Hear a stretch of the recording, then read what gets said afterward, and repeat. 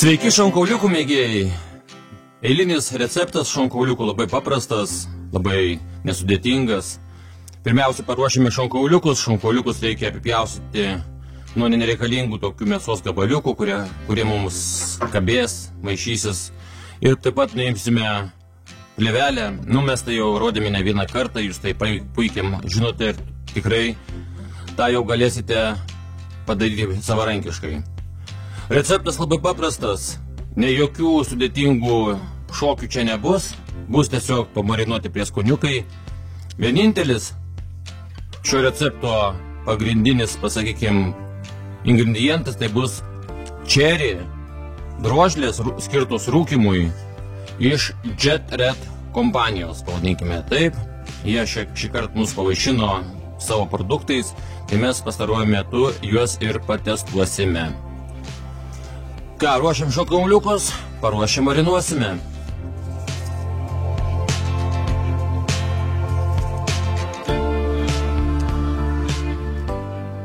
Barstome dabar šonkauliukus sausų mišiniu.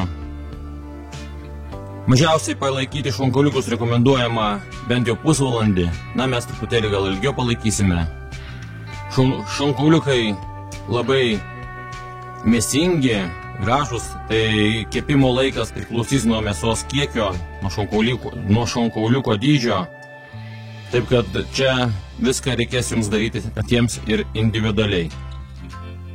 Bet čia, manau, jokių sudėtingų dalykų nėra, taip kad vaizdo įrašo metu aš apie tai viską dar pakalbėsiu.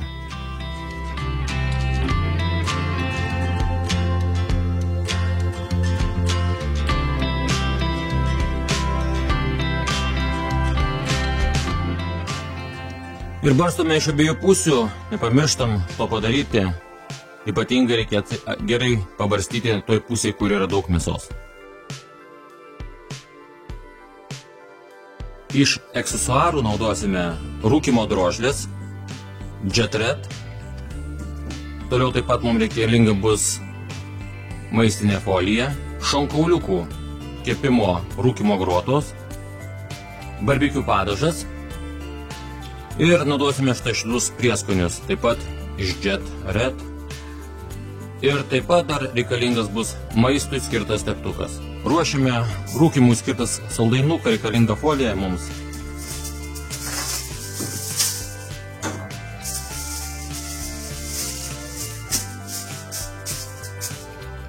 Ir bersime vyšnio skonio medienos drožlės. Čia saujos geros reikia. Susuksime, užrišime galus.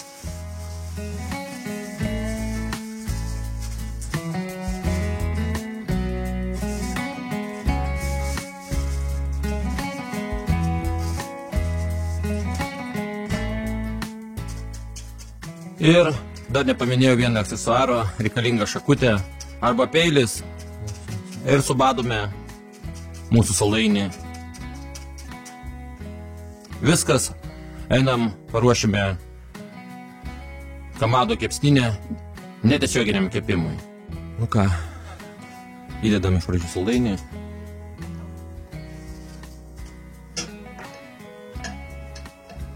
Sudedam grotas viršų.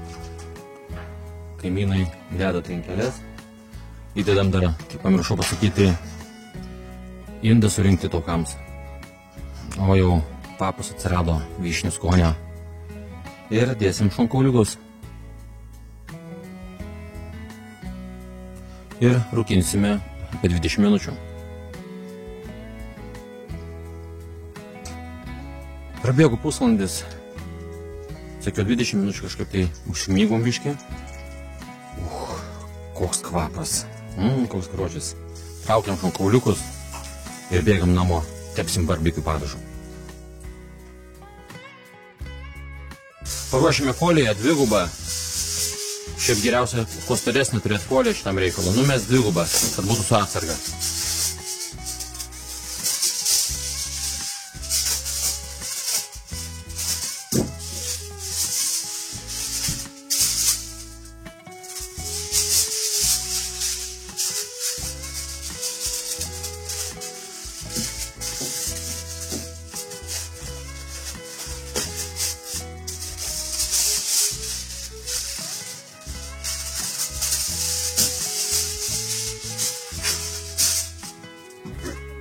Įmam pirmą plokštelę šonkauliukų.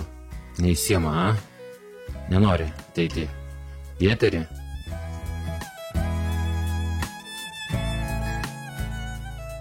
Pilame barbekių padažą ir sutepam iš abiejų pusių. Čia, manau, viskas jau elementaru ir paprasta.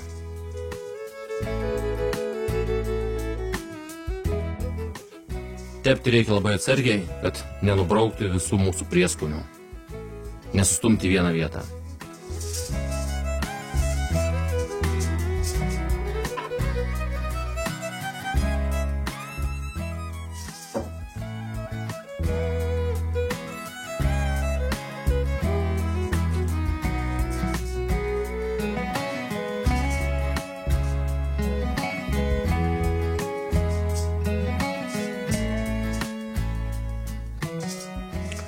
Na, dabar suvyniojame.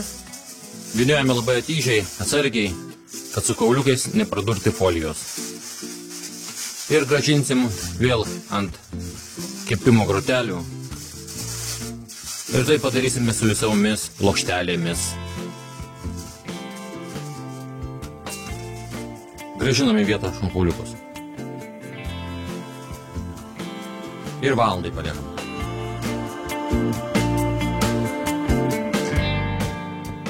Pamiršau jungti kamerą, kaip traukiau šonkauliukus, bet jūs pasižiūrėkit, mes išvyniojam, kiek viduj sulčių.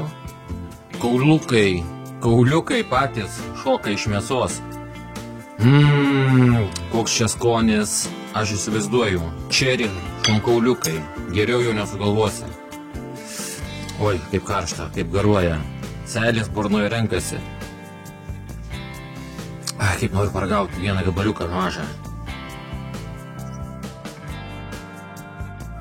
Pažiūrėkit, kiek daug sulčių savyje turi šonkauliukai, kokia sultinga mėsa. Nuostabus receptas, paprastas.